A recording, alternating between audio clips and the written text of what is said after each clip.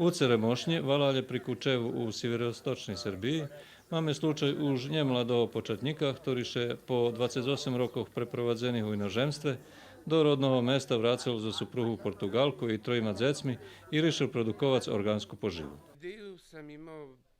Toto ideju ja už dávno rozvívam u sebe, medzi tým chybeli mi sredstva, dzeka, tvarda riešenosť a až teraz še všetko zloželo.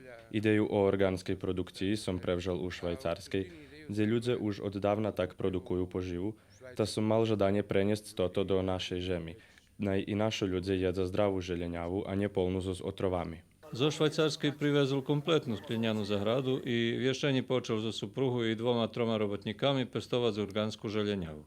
Poneže perši 3 roky nie može dostať certifikat o orgánskej produkciji, za teraz produkty predáva po ceni konvencionálnych, ale še ne ponosuje i už má dohvarku s druhým produkovateľom o plasmanu.